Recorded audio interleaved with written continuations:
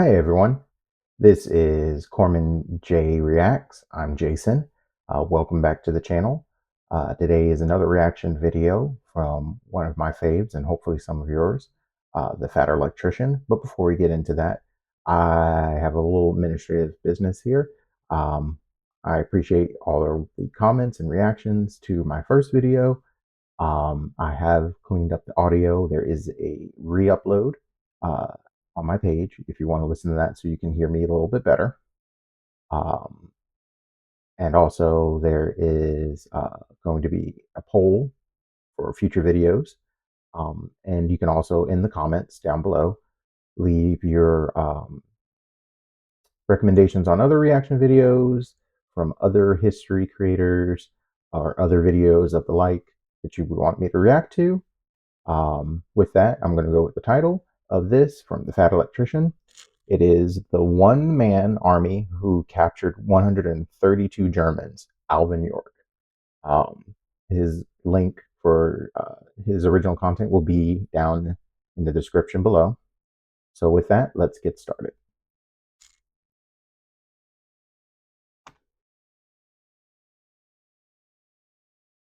When most people think of a war hero, they probably instinctively just jump to John Rambo, the fictional hero from the Vietnam War. Well, John Rambo is actually based off of a real war hero, Roy Benavidez. Roy Benavidez joined the army because he wanted to be like Audie Murphy, the most decorated war hero of World War II, and Audie Murphy joined the military because he wanted to be like this man. Today we're talking about Alvin York, a 6-foot, 215-pound, red-headed hillbilly blacksmith from the mountains of Tennessee that was drafted into World War I despite his desire to be a conscientious objector due to his devout Christian beliefs. By the time his paperwork had cleared recognizing him as a conscientious objector, he decided to go into combat anyways because he had become convinced that he was on a mission from God to protect the innocent, and he would go on to become one of America's greatest war heroes in World War I. And we're That is a lot, pretty amazing. Heard of Alvin York before, but I would like to hear more about it. Also, another either Southern or Midwest type uh, individual who, of course, is tough as nails. Great respect. going to get into it right after a word from our sponsor. Oh my God. I told you it was big. I mean, I know you said you were packing heat, but Jesus. And you thought it was going to be smaller than your forearm. No, it's look at it. It's got a nice shape to it. I mean, it's rigid, it's hard. I don't feel like anybody's going to be disappointed with something like this. I know it's a miracle people survive. This is exactly what it looks like. Hi, Gavin. All right, here's the deal. Super simple, straightforward business model. You give them money, they turn around and make sure that data brokers on the internet aren't selling your personal information. What does that even mean? Okay, here's the entire internet and every free service on the planet inside of a nutshell. Okay, there's a saying, if you're not paying for the product, you are the product. What that means is pretty much anything on the internet that you use, that's a service, whether that be Google, Facebook, Instagram, Snapchat, all of it. Okay, it's all an app. So one of two things is happening. They're either going to feed you ads, and that's how that company makes money since their service is free, or they're going to collect your personal information, then turn around and sell it to data brokers on the internet, and then they're going to turn around and sell it to whoever buys it, and next thing you know, you're getting 17,000 robocalls every single day. And that's where Delete Me comes in. They will look through all the major data brokers and find the ones that are selling your personal information and submit opt-out requests on your behalf, and then they are legally obligated to comply. And then they'll continue to monitor these data brokers, and if they get your information again, Delete Me will submit an opt-out request again. Basically, you're paying Delete Me to get rid of all the downsides of all of the free stuff on the internet, which I think is absolutely worth it. If you want to check them out, I'll have a link and a discount code down below. Let's get back to the video.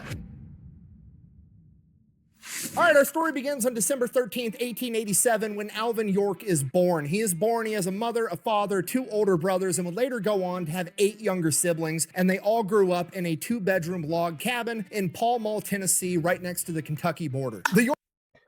That sounds just like every other person that was born in that time period. It even sounds like Abraham Lincoln. But not when I live in that time, for many reasons.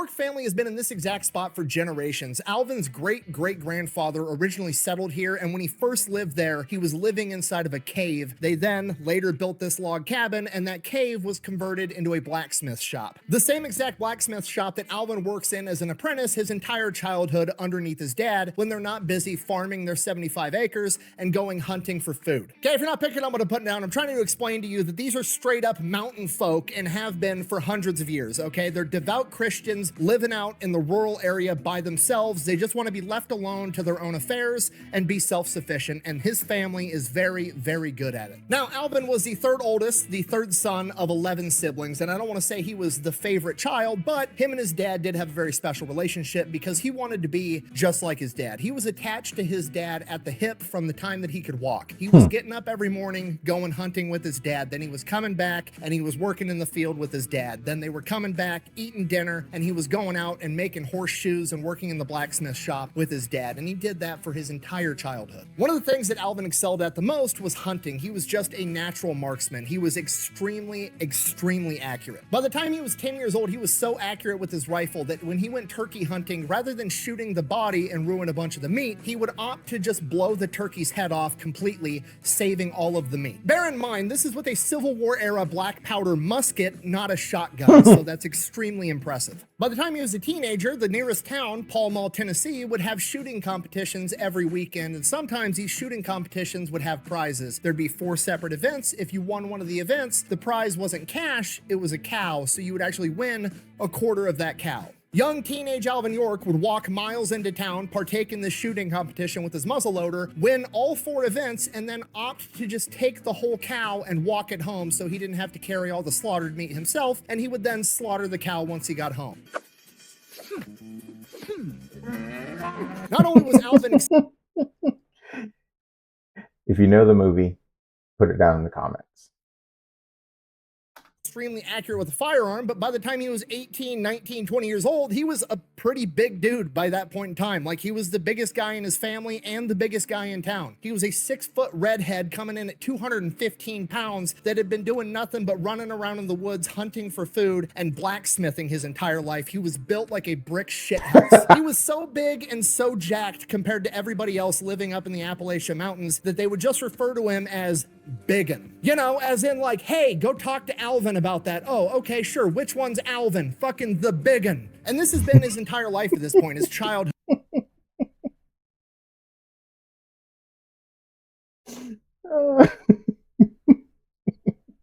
The big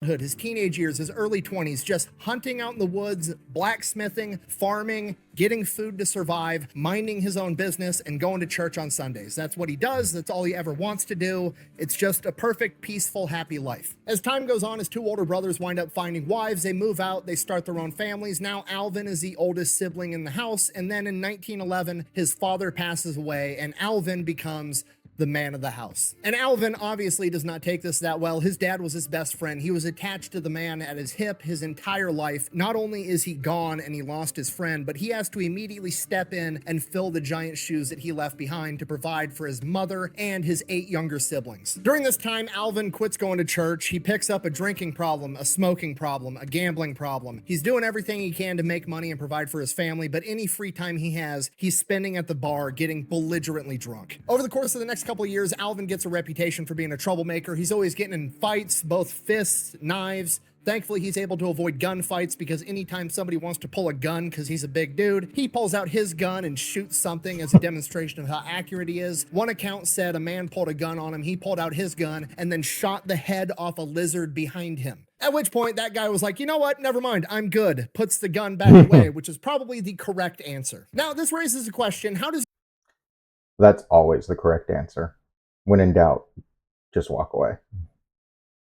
he always get in all these fights, but he never actually gets in trouble? Well, one, this is the early 1900s in rural Tennessee and Appalachia, so there isn't much law enforcement, but to make things worse, his preferred bar is known as the Blind Tiger, which is literally on the border between Kentucky and Tennessee, and inside the bar, there's a white line painted across the floor labeling each state. Kentucky, and Tennessee. So even when the sheriffs did show up, all anybody in the bar would do is if the Tennessee sheriffs showed up, they would walk over to the Kentucky side and be like, you don't have any jurisdiction here, and vice versa. You're just out of our jurisdiction. And so if I'm across the way and you're over there, there's no way that you... Now to us,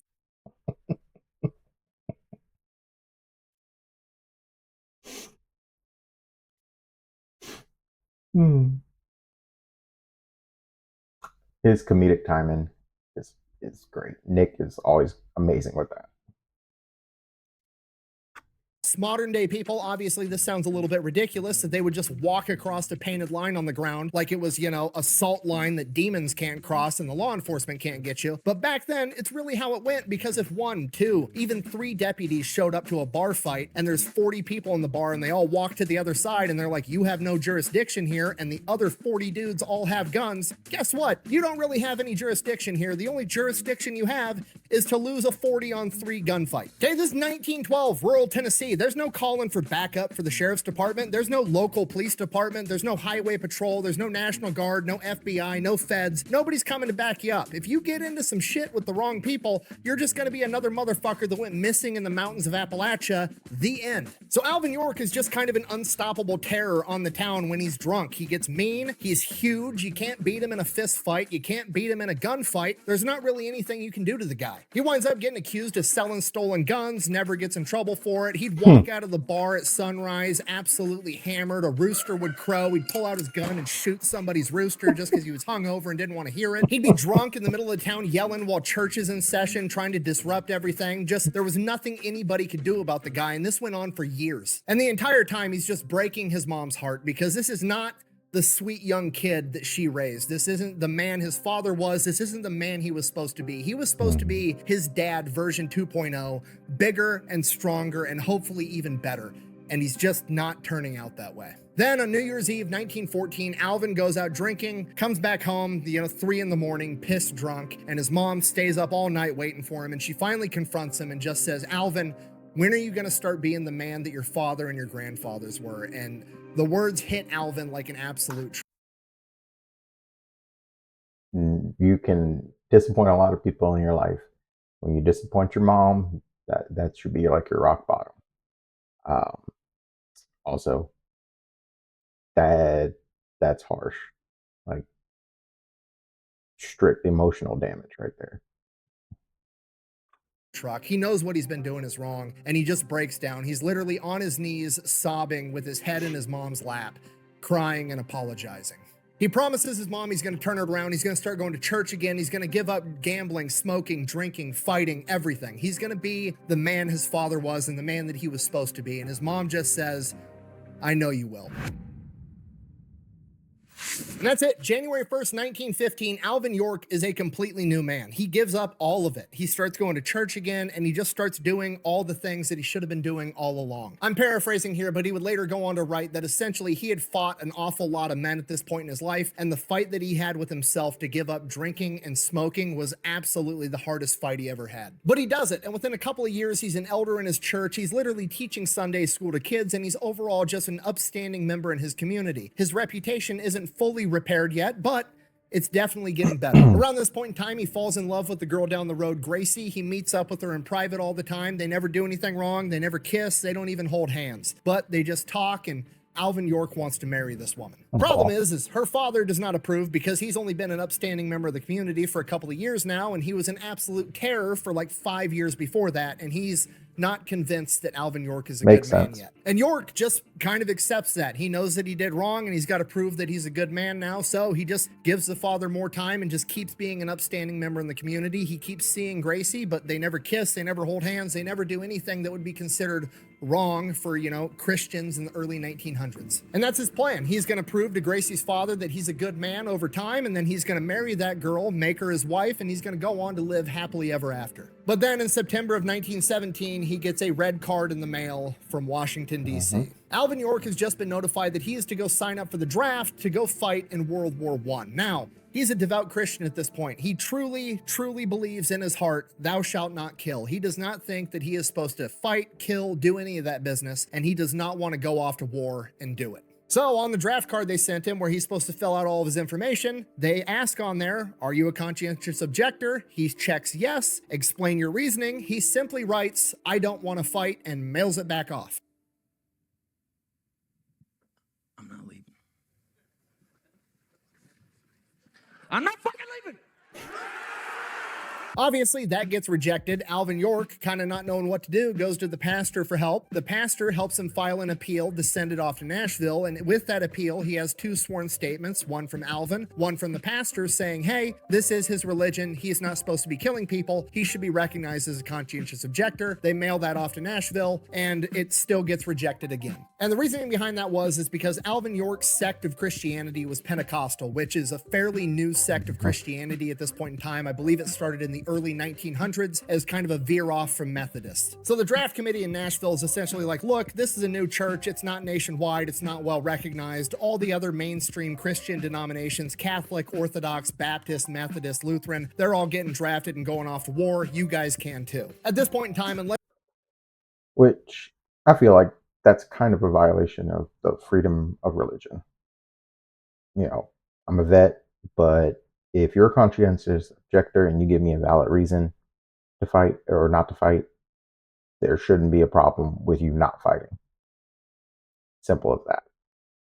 They just came up with the lamest excuse and were like, nope, you're too new. Go pick up a rifle. Unless you were like actually a pastor or priest in one of these Christian denominations, conscientious objector status was more reserved for like Quakers, Amish, and Mennonites. So that's it. Alvin York's getting drafted. By November, he's got orders to report for duty, and by February, he is attached to G Company of the 328th Battalion of the 82nd Infantry Division, also known as the All-American Division. Now, typically at this point in time in World War I, World War II, divisions are kind of divvied up by the region that they come from, right? Like the 34th Infantry Division is a bunch of guys from the Midwest. The 77th Infantry Division is a bunch of guys from New York and New Jersey. The 442nd Infantry Regiment is a bunch of Japanese Americans from the West Coast and Hawaii. But the 82nd Infantry Division in World War I is kind of an experiment because they just threw everybody into the same infantry division. They've got people from all 50 states, and 20% of the men weren't even born in America. So you can imagine the culture shock for Alvin, some hillbilly that's lived in rural Tennessee his entire life, probably never traveled more than 60 miles away from his home, and now he's in this place surrounded by people from all 50 states, Poles, Italians, Greeks. It's absolutely crazy. Alvin later said he'd never seen a group of men that could outdrink, outcurse, and outfight these guys, and that's why they are the All-American Division, because they are the embodiment of the concept of the American melting pot. And that's why their logo today says AA on it, for athletic alcoholics. I mean, All-American. He's used that joke before. I can't remember what video it was, but it was pretty recent. It might have been, no, I don't think it was Roy Benavides. No, it might have been. Yeah, it was. If you haven't seen that one, go watch it. The true inspiration for Rambo. He's absolutely right. So he goes into training. York starts doing everything he's told to do to the best of his ability, but in the background, he's still kind of trying to go through the paperwork, go through the chain of command, and get himself recognized as a conscientious objector, because at the end of the day, he still does not want to go off and have to take somebody's life, because he truly believes thou shalt not kill. You know, quite a bit of killing does occur in a war. Despite that, if push comes to shove, it's looking like he might be the best man at doing it, because he grew up his entire life no-scope headshotting turkeys with a Civil War era muzzleloader, and the Army has just given him a model 1917 Enfield high-powered rifle chambered in 30-06, and this thing is an absolute killing machine in the hands of Alvin York. He is sitting there in training, hitting bullseye after bullseye. He is the best shot in the entire division. You got to remember, pretty broad group of people. There's a lot of people in this division that grew up in a city that have never even seen a rifle, and Alvin's been handling one since he could walk. Also around this point, York starts keeping a diary, mostly just his personal thoughts on how he's dealing with the potential, internal struggle of having to go off to war and take somebody's life when he doesn't feel like that's the right thing to do. And eventually, word gets around that York is keeping a diary, which is against the rules, because you're not supposed to keep a diary, because you could write down important intel, and if you get captured off in war and they capture your diary,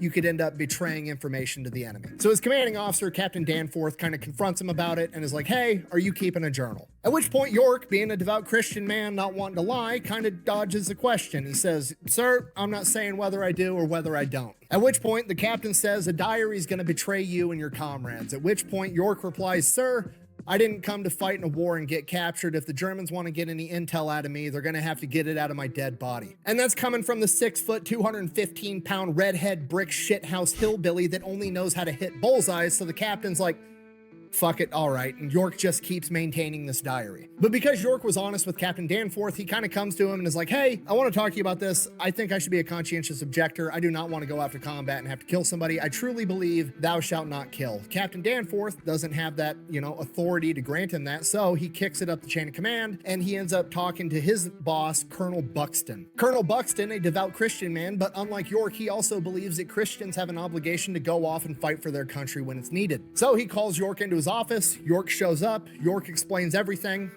devout Christian, elder in my church, thou shalt not kill. At which point Colonel Buxton is like, "So do you believe everything that's in the Bible?" To which York is like, "Absolutely, yes, sir." At which point Buxton hits him with a verse from the Bible. Luke 22, "He who hath no sword, let him sell his garment and buy one." York immediately fires back with another piece of scripture that supports his position. Then Colonel Buxton fires back with another piece of scripture that supports his. And they go back and forth having this scripture rap battle for over an hour.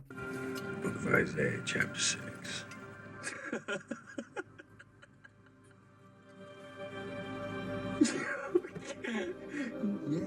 It's like two wizards having a battle with Bible verses for over an hour. It's absolutely crazy. And then Colonel Buxton ends up winning when he hits York with Ezekiel 33. "If the watchman sees the sword coming and blows no trumpet, the blood of the people is on his hands." And this shatters York's entire worldview. York has this epiphany. Maybe he's been sent there by God because he's the watchman. Maybe he's supposed to be there to protect the innocent. So now he doesn't know what to do. But unbeknownst to him, while this has been going on, his pastor and Gracie and his mom back home have been writing every politician trying to get him recognized as a conscientious objector. They even wrote the office of the president and they got it pushed through. York receives the paperwork. All he has to do is sign his name on the dotted line and he will be recognized as a conscientious objector. But now he doesn't know if that's what he's supposed to do. Maybe he's supposed to go off and fight in this war. So Captain Danforth gives him 10 days to go back home and figure it out. He goes home, he sees Gracie, she supports whatever he's gonna do, and then he just goes out in the woods on his favorite rock with his Bible, and he sits there for 36 hours reading the Bible and praying. Doesn't eat, doesn't drink, fasts the entire time. We don't really know what happened. Sounds very similar to many of the other religious figures in the Bible going on a pilgrimage, a fast pilgrimage, Jesus Christ, a bunch of others, to contemplate and meditate, basically. Pretty cool. Up there, but we do know when he comes back down, he decides that he's going to go off to war.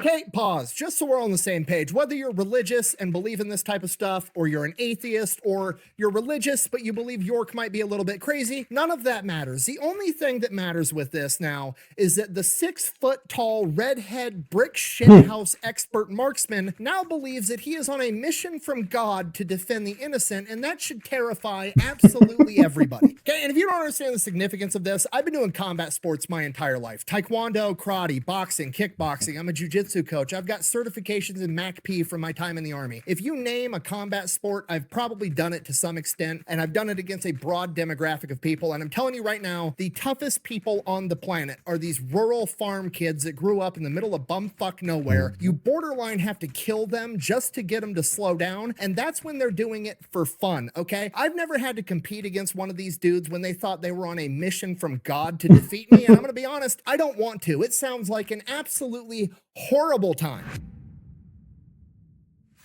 So York finishes up his 10 days of leave, heads back over to G Company, reports to Captain Danforth. Captain Danforth asks him if he wants to fight Germans. York replies, if a man can make peace through fighting, he's a peacemaker. And with that, they ship off to war. May 1st, they board the ship to head across the Atlantic Ocean, and York has never seen the ocean before. It's the most beautiful, incredible thing he's ever seen in his entire life. He's just completely awestruck at its beauty. And then 5 minutes later, he's violently puking and he gets seasick the entire voyage. So the 82nd makes it into theater in June 1918, and they spend the first couple of months they're there kind of getting rotated into reserve positions. You know, they're occupying trenches that aren't seeing a lot of combat, or they're going out on patrols. They do see some combat. They get hit with artillery. There's sniper fire, but it's not the front line. Like, it's not where all the action is happening. Despite that, during this time, York really lays down a pretty impressive demonstration of his faith, because this dude, again, believes that he's on a mission from God, and in his mind, God's not going to let him get hurt, and even if he does, it's part of God's plan, so it's okay. He does not give a fuck about anything. Like, they have enemy artillery fire coming in, everybody else is hitting the dirt, hiding in foxholes, and York is just standing there like, it'll be fine, God's gonna protect me, which sounds stupid, but it's not stupid if it works, and it works the entire time. The dude never gets so much as a scratch. In his journal, he literally writes that enemy sniper fire when it's close sounds like angry bumblebees when I used to rob their nest back at home. Like, everybody else is having the worst time of their life, and him almost getting his head taken off by an enemy sniper is bringing back fond childhood memories. I'm in danger. But he also wrote in his journal, quote, "There's no use in worrying about shells if you can't alter things. Just ask God to help you and accept it. Men who worry destroy their peace of mind without doing any good." Okay, he's like the Terminator version of the slightly awkward homeschooled kid that you met at your first job in high school. Okay, don't give me that look. You know exactly what I'm talking about. From here, they start seeing more heavy combat. They have to go in and push the Germans out of this stronghold called St. Mihiel. They go in, they push the Germans out. The Germans end up retreating. They take over the town. Hooray. After they take over the town, right outside the town, there's all these vineyards full of fresh grapes. Grapes are essentially candy, and these guys have been eating army rations for months. That sounds delicious. So all the soldiers are going out into these vineyards. They're eating grapes. The Germans send up weather balloons. They end up spotting a bunch of soldiers in these vineyards, and they start dropping artillery on them. All the soldiers retreat. The chain of command's like, okay, no more going out in the vineyards to eat grapes because they're going to blow your ass up. But Sergeant York knows he's not going to get blown up because God's going to protect him. So he sneaks off on his own against orders to go eat some grapes. Sergeant York is out there. It's peaceful. He's eating grapes. He's having a moment to himself in the silence. And then he turns around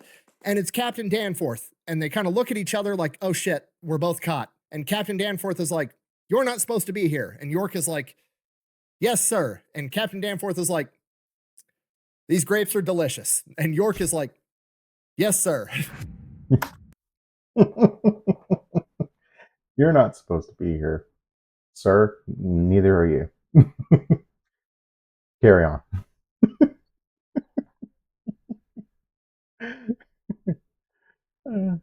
Oh, also, meant to say this earlier. Put it in the comments. You don't have to name names.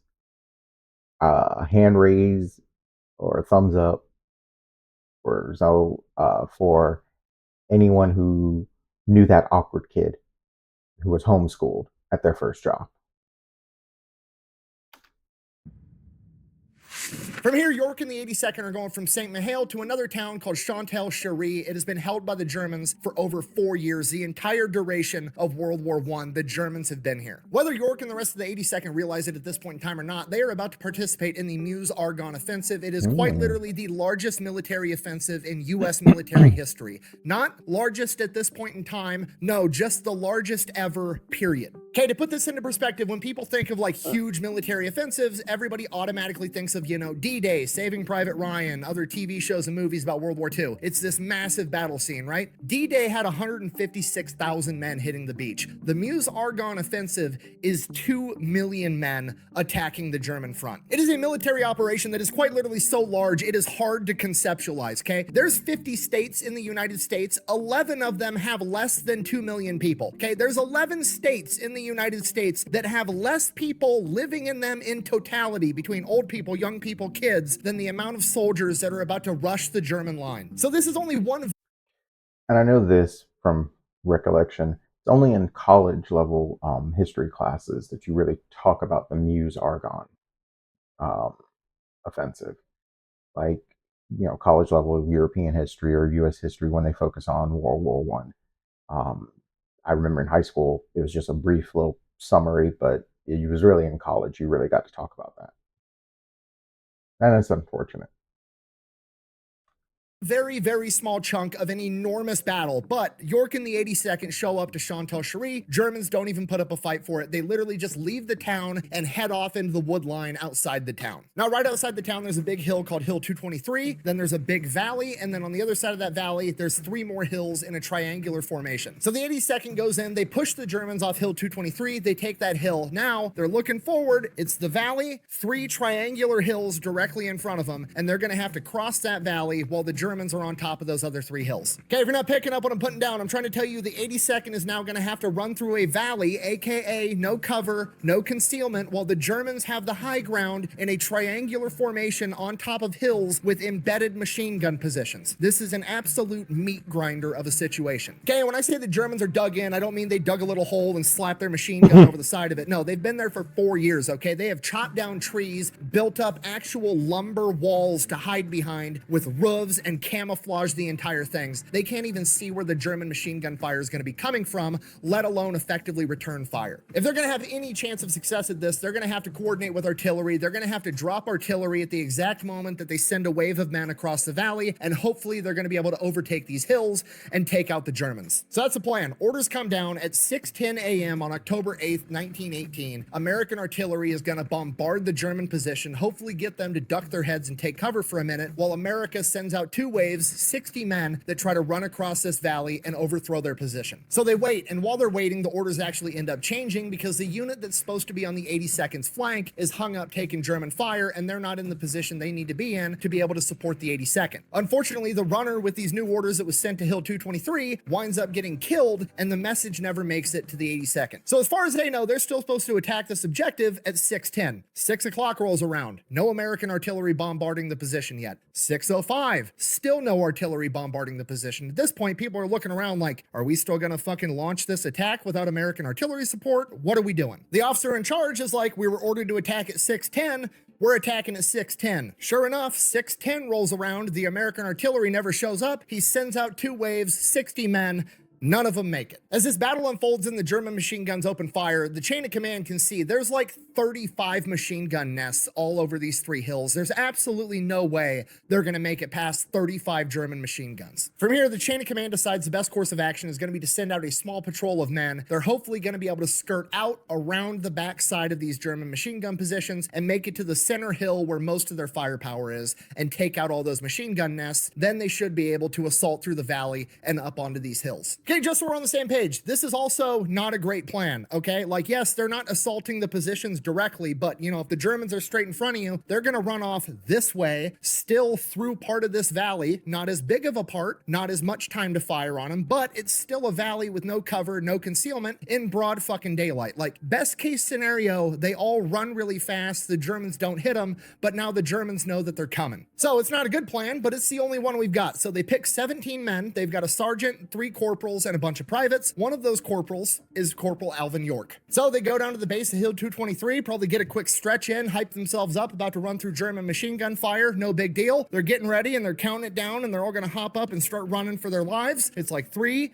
2, 1, and right as they say 1, the German machine gun positions just start getting bombarded with American artillery. It showed up late, and it showed up at the perfect time as all these guys start running across this narrow stretch of the valley. All the Germans are forced to take cover, and none of the Germans see these guys clear the valley. Okay, I don't know if it's divine intervention, plot armor, fate, call it whatever you want, but in this particular case, shit worked out perfect. Stop it on the enemy! We love you, boy! Jesus Christ! They make it through the valley completely undetected into the wood line, and now they spend the next hour and a half sneaking through the woods up and around behind the German position. After like an hour of sneaking through the woods in pretty much a straight line, the sergeant pulls off to the side and he's like, okay, do we think we've gone far enough that we need to start turning because we're going to be behind the German machine gun positions now, or do we need to go a little bit further? He wants to consult his corporals, see what everybody thinks. First 2 corporals say they've gone far enough, they should turn now. Gets to Alvin York, and Alvin York, for some reason, feels like they haven't gone far enough yet. And he's like, I think we should keep going straight for a little bit further. Okay, again, I have no idea why Alvin York thought that. I don't know if he, you know, has a feeling from God. I don't know if he can hear the narrator speaking because he's wearing the plot armor, but he decides to keep going straight. The sergeant agrees. They go straight. I feel it's a little bit of both. You know, he could just tell. Something's telling him to keep going. You can feel that that's religious, higher power, a third party narrator, you know, maybe Nick re-narrating this. Straight for a little bit longer, and they come up on this like 3-foot deep trench. Now, it's not a military trench, it's just like a 3-foot deep hole. They have no idea why it's there or what it's doing. It's clearly not a military trench, but it is going to be pretty handy for them to crouch down and walk in and remain concealed and go unnoticed. In hindsight, historians would figure out later that it was actually a trench that had been there for hundreds of years that was actually used originally as a marker between two separate pieces of property, which means the Germans didn't put it there and they probably don't even know it exists. So they use this trench to get further and further. It slips them right past that first hill and straight towards the hill that's in the center, which is their objective. So as they're making their way there, they come up on this little creek, and on this creek, there's 2 German soldiers just filling up an entire cart full of canteens to bring back to all the other Germans. Those Germans see the Americans, they shit their pants and take off running. York and his guys take off chasing them because they want to capture them or kill them so that they don't alert the rest of the Germans that they're there. As they're chasing these guys down, they come up onto this meadow, and in this meadow, holy shit,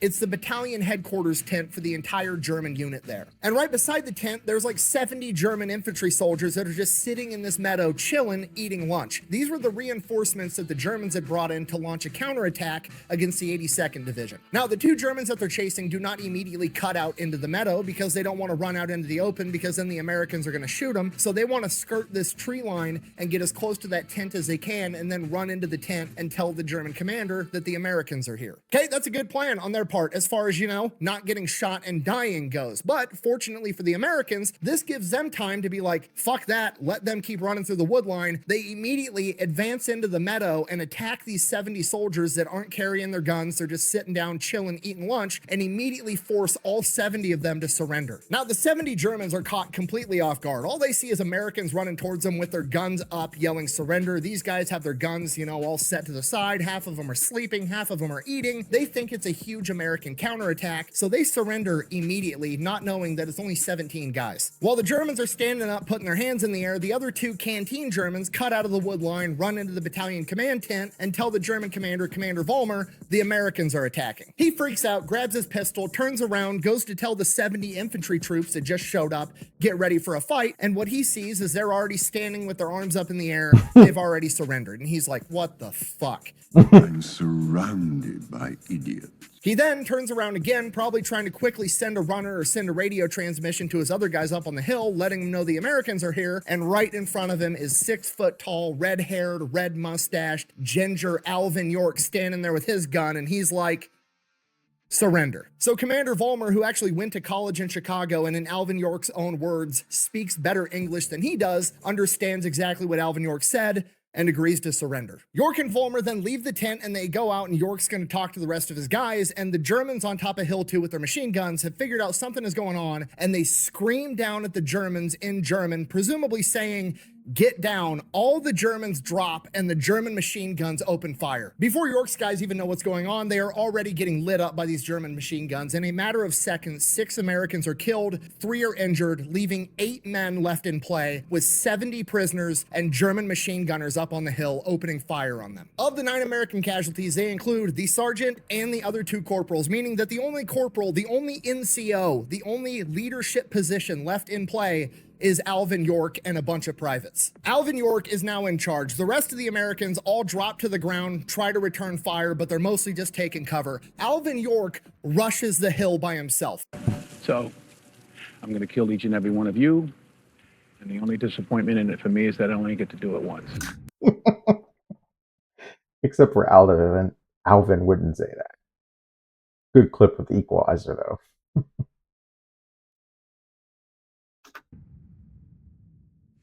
The privates then get themselves oriented to the situation, and the 7 remaining dudes are both returning fire, trying to provide covering fire for Alvin York, while also trying to make sure that the 70 unarmed Germans behind them don't jump them and overpower them. York continues to advance under enemy fire, reaches a little swell on the ground, and drops down into a prone position, not because he's trying to avoid bullet fire. God does that for him. He just drops down to prone so he can be more accurate. So now he's looking down the sights of his rifle, and he's just waiting for the German helmet to pop up. He's sitting there, he's yelling, surrender, give up. He's literally trying to be a nice guy about this. German helmet pops up, domes the guy immediately. And in the back of his head, all he can think is, man, these German heads are way bigger than the heads of turkeys back home when I was hunting. He's still continuing to shout surrender as German helmets keep popping up trying to man the machine gun. And every time a German helmet pops up, he fucking drops them. You are amazing at this. How did you get so good? Whacking moles. And this goes on for a minute. Alvin York just being the polite homeschool kid Terminator. Literally like, guys, seriously, please surrender. Bang.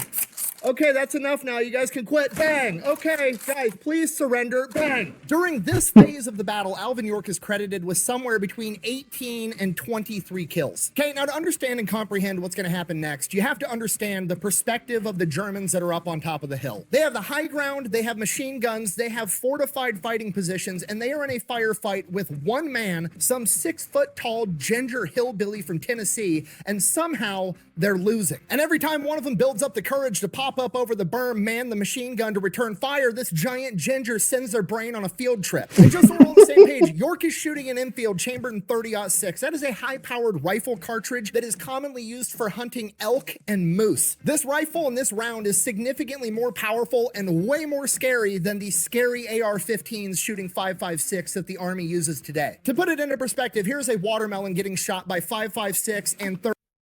I don't know if Nick's going to mention it, but the 30-06 is also the chambered round used to assassinate John F. Kennedy. Just saying. 30-06 at 16,000 frames per second. Okay, if you're not picking up what I'm putting down, I'm trying to tell you that if you're a German on top of that hill and you've just seen 20 of your buddies get their eyebrows sent into fucking orbit, that's starting to look like not that great of an idea, and you're probably looking for alternatives. Bearing that in mind, the Germans decide they're going to do something that tactically doesn't make a lot of sense. They're going to leave their fortified fighting positions, they're going to abandon the high ground, they're going to grab their rifles, fix bayonets, and they're going to charge this giant red-headed hillbilly and show them what's up. So 12 Germans hop out of their fortified fighting positions with rifles and fixed bayonets and bayonet charge Alvin York, which in hindsight was a complete mistake for them, and it worked out for Alvin York because Alvin was actually out of rifle rounds altogether and he wasn't going to be able to do anything else, but now he's got 12 Germans running at him, so he pops up, grabs his Colt 1911 chambered in 45 ACP. Bear in mind, he's only got 8 rounds and 12 Germans running at him. Alvin York immediately shoots one, drops him. At that point, 4 of the other Germans decide, okay, this is clearly the main character. I'm an anonymous henchman. I'm just going to call it a day. They hop back in the trench. And look at you. You haven't even got a name tag. You've got no chance. Why don't you just fall down? Go on, son. So now there's 7 Germans still bayonet charging him, and he has 7 bullets. He has to be absolutely perfect. Now, from the lead German's perspective, the guy that's out in front, obviously, he's the one that's going to get shot first. I mean, right? That's what makes sense. You shoot the closest threat first. That way nobody comes to get you, right? So as long as he doesn't get shot, everything's going great. He sees Alvin York fire. The bullet whizzes past him. Alvin York missed, fires again, another bullet whizzes past him, again. All of the bullets, all 6 of them go whizzing right past him. He's got 1 bullet left, he gets shot directly in the stomach and drops. But what actually happened, Alvin York didn't miss. He didn't miss a single time. Alvin York knew that if he shot the dude in the front, everybody behind him was going to see it, and they were all going to take cover, and he wasn't going to have any ammo. So he decided to take out the Germans the same way that you shoot a flock of geese that are flying, and he took out the geese at the rear of the formation first, working his way to the front so the formation didn't scatter. He was shooting the man in the back instead of the man in the front and dropped all 7 Germans. Now, cutting back to Alvin York's perspective during this bayonet charge where he's using bird hunting tactics to kill Nazis, he has bullets whizzing past him from behind him. Somebody is shooting at him while he's shooting these Germans.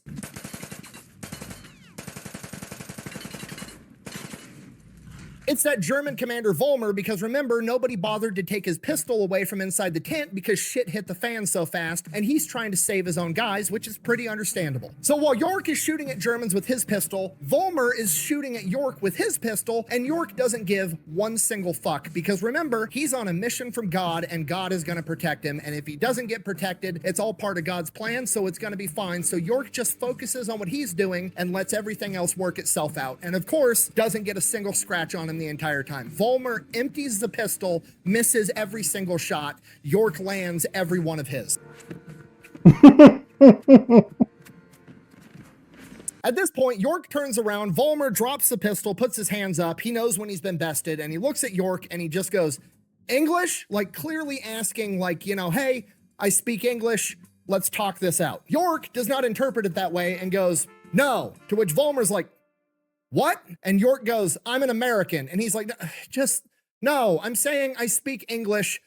Quit killing everybody. I'll get the guys up there to surrender so you don't have to kill everybody. At which point York reloads his pistol, points it at Vollmer, is like, okay, go ahead. Vollmer starts yelling a bunch of stuff up the hill in German. Couple seconds later, a bunch of more Germans come out, no weapons, with their hands up, and they surrender too. Germans finish coming down the hill. They join the rest of the POWs, at which point one of the 7 remaining privates comes up to York and is like, York, what are we going to do with all these prisoners? We don't have enough men to handle this many guys and get them back behind our lines. Vollmer hears this and he's like, what? I'm sorry. How many men do you guys actually have? And York is like, I've got plenty. Don't worry about it. At this point, York, with Vollmer still at gunpoint, is going to use Vollmer to translate and get everything moving. He's like, all right, get your guys up. Tell them to get in a column of 2. We're going to march out of here. Tell them to pick up your wounded. Tell them to pick up my wounded and my dead. They're going to carry them back to our lines. Problem, how on earth are we going to get back? Because we definitely can't go the way we came through the woods. We're not going to be able to keep track of like 100+ German prisoners through that dense forest. We're going to have to go out in the open and the rest of the Germans are going to see us, and that's not going to work out. At which point Vollmer chimes in and he's like, well, you can take this gully right here and that'll take you right to Hill 223. He's obviously trying to set him up for an ambush because he knows where all of his soldiers are. And York is like, well, we're not fucking going there. You know what? I'm the main character. We're just going to march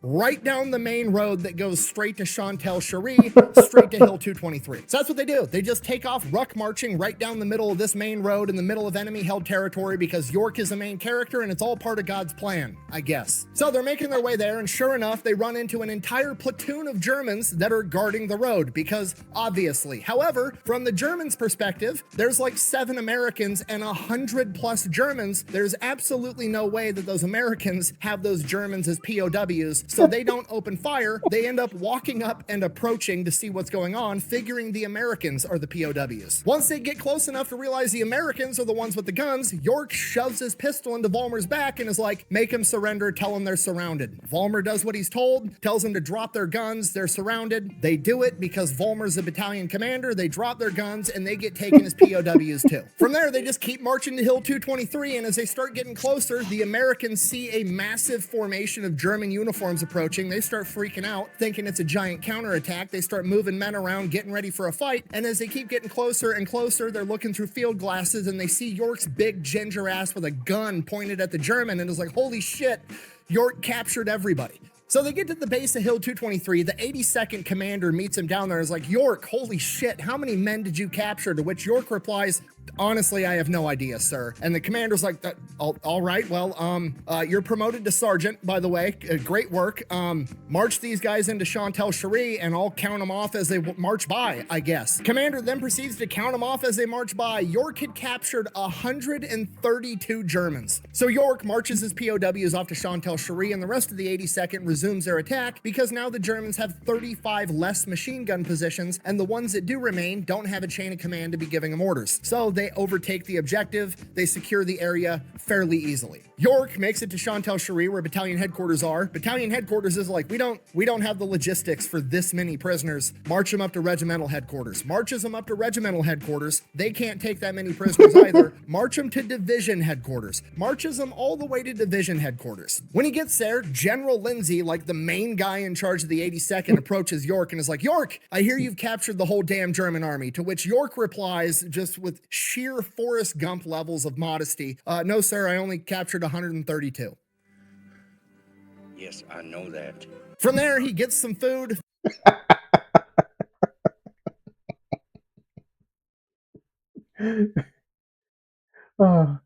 Just like with Vollmer in the English comment.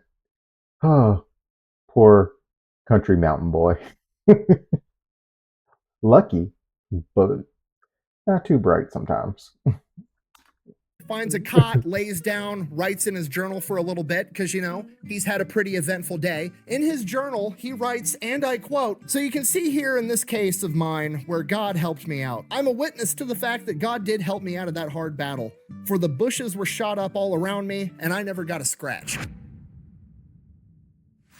Next morning, York reports back to Captain Danforth, and he requests to take out a small detail to go back to the site of his battle and look for any survivors, because that's just the type of guy that York is. Captain Danforth not only agrees to let him do it, but he's like, I'm going with you, and he brings some other high-ranking officers with him because they want to hear York explain what the fuck happened. By the time they get out there, there's no survivors, all the dead bodies have already been removed. There was never an official body count of how many Germans York killed, but pretty much everybody agrees it's somewhere between 20 and 30 that he had killed single-handedly. York then takes him to the patch of grass that was his firing position, and you know, he was in the heat of battle. He wasn't really paying attention to what was going on. It was all part of God's plan. But looking at it in retrospect, everything around the patch of grass that he was on is absolutely shot to shit. Just hundreds of bullet holes all over it. None of them hit Alvin York. He dropped his canteen during that firefight. That canteen was still there, feet from his position, and that canteen had 18 bullet holes in it. Okay, literally the holy canteen. It's all part of God's plan. York finishes explaining everything that happened there. They head back to headquarters. This is like a big deal, right? I mean, you're gonna probably give this guy the Medal of Honor. They gotta really know what happened, and this sounds so incredibly unbelievable. Like, they need to make sure this actually happened before they write this up, right? So they interview York twice. Same exact story every time. He's incredibly modest about the entire thing, tries to give as much credit to the other 7 privates as he can. They interview the 7 privates. All 7 privates are like, Alvin York's a fucking superhero. They interview some of the Germans. The Germans are like,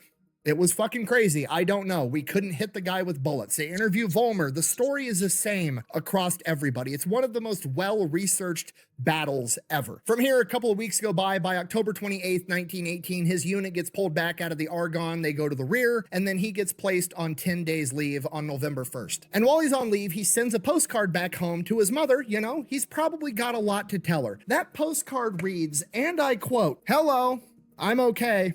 Sending you a postcard view of a little of this country along the coast. It's a nice scene." Well, that's all. He's literally Forrest Gump. I think the writers looked at Alvin York and were like, "That we're going to put that in there." I agree. He has to be. That's all I have to say about that. That's the right on, man. You said it all. Now, like I said, he goes on 10 days leave on November 1st, 1918. Guess what happens on November 11th, right as he's ending his leave? Germany surrenders. World War I is over. Coincidence? Almost unequivocally, yes, but it's funny to joke that Alvin York was coming off vacation, so the Germans just decided to call it a day and end World War I. We called him Baba Yaga. From here, Alvin York gets recommended for the Distinguished Service Cross. The only reason they weren't going to give him the Medal of Honor was because, well, the story was too unbelievable and nobody was willing to agree that that actually happened. So they conducted an even more thorough investigation. Turns out it was all 100% legit. They upgraded it to the Medal of Honor. He gets awarded the Medal of Honor. From here, they get sent out to some parade field. They're ordered to pick up all the cigarette butts out of this parade field because there's some fancy French general coming in to do some ceremony or something rather. So York and the rest of the guys are out in this parade field for like 2 days, picking up thousands and thousands of cigarette butts. Turns out the French guy that was coming was actually the French guy, Ferdinand Foch, the supreme Allied leader of World War I, and he was actually coming for Alvin York. They have a big ceremony, and Ferdinand Foch awards Alvin York the French Croix de Guerre, essentially the French version of the Medal of Honor. He pins it right next to York's Medal of Honor and says, and I quote, "What you did was the greatest thing ever accomplished by any soldier in any of the armies of Europe." From here, York gets yanked away. He goes on speaking tours all over France. He does that for a number of months. He's finally ready to go home, goes back to America. The Americans find out. They want to know more about York. He does speaking tours all over America. At this point, he's still in the United States Army. He finally gets released from service, but the American public wants more. They want to know everything. He's getting $1,000 offers to go give speaking engagements, which back at this point in time, $1,000 is a ton of money. He's getting offered $10,000 for his life story in a book. He's getting offered $50,000 to do a film about his exploits. He rejects all of it. He doesn't want any of it. He doesn't want the fame. He doesn't want to be recognized or glorified for having to take a human life. He only feels like he did it because it was absolutely necessary, because he is the peacemaker. So that's it. He just flat out rejects everything, goes back into the mountains of Tennessee. He just wants to go there, live his life, read his Bible, marry his sweetheart Gracie, and that's exactly what he does. Time goes by and he still has people offering him money left and right for speaking engagements, movies, books, anything and everything you can imagine. He's getting offered money to endorse products. absolutely everything. And eventually he kind of figures, you know, this is a rare opportunity. He could probably do a lot of good in the world if he raised all this money and did something productive with it. And he remembers, you know, he wasn't really able to go to school as a kid. He has about a 3rd grade education. He was only able to go to school on weekends. There just wasn't a school in that part of rural Tennessee when he was growing up, and there still isn't today. But if he could raise enough money, he could change that. He could affect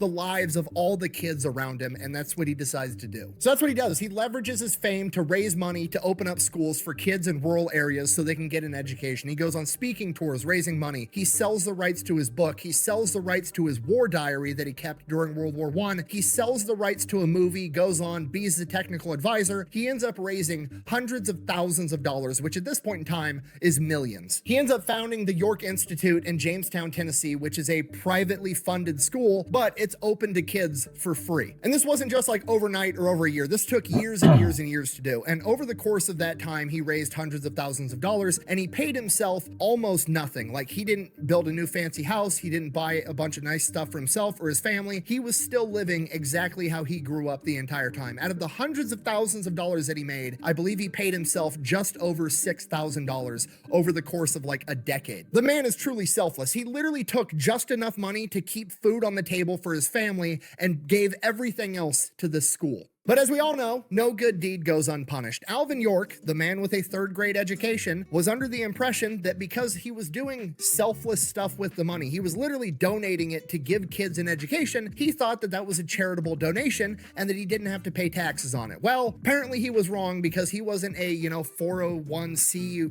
fucking charity or whatever the fuck with the IRS. So none of that counts, and Alvin York now owes a ton of money in back taxes, and the IRS is coming after him. It's never too early to learn that the government is a greedy piglet that suckles on a taxpayer's teat until they have sore, chapped nipples. Okay, and just so Very true.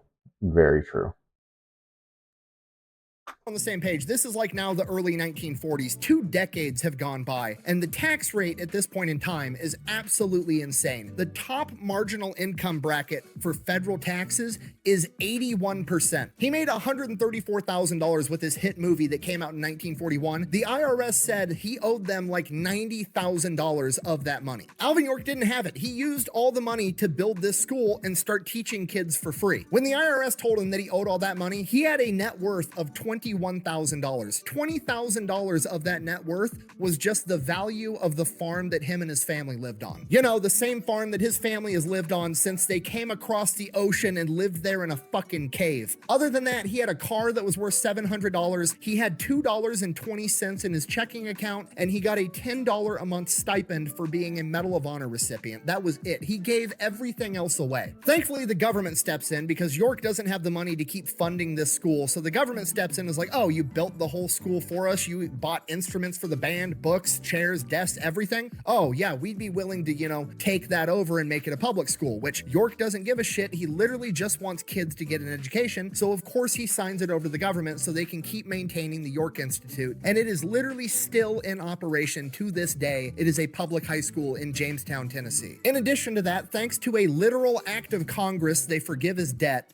and he is now debt-free. Now, going back to his movie, came out in 1941, right as America is getting ready to enter World War II. It is a nationwide sensation. He becomes the most popular man in the country all over again. Because of the popularity of this movie, and because of the fact that Alvin York served in the 82nd Infantry Division, the All-American Division, when World War II kicks off and they start reactivating old units, one of the first units to get reactivated is the 82nd Infantry, which becomes the 82nd Airborne, which is still active to this day, and it is one of the most prestigious military units in the United States Army. In addition to that, it inspires tens of thousands of American men to join the military because they want to be a hero too, just like Alvin York, and one of those Americans is Audie Murphy, who would go on to become the most decorated war hero of World War II. Alvin York would go on to pass away at the age of 76, but his legacy lives on both in the school that he helped found and the 82nd Airborne Division. And that time the Army tried to name a god-awful tank after him. Seriously, can we name something else awesome after this guy? Like the next sniper rifle, call it the York Peacemaker. That's a dope name. He deserves it. Let's do that. This man accomplished incredible and unbelievable things both on and off the battlefield, and then afterwards he went on to live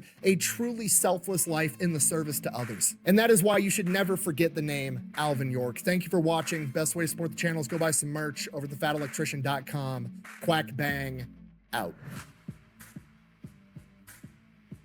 My favorite thing about the Sergeant York movie was he was the technical advisor. Like, he signed off on absolutely everything in the movie. He tried to have the other men represented. He tried to keep it as accurate as possible.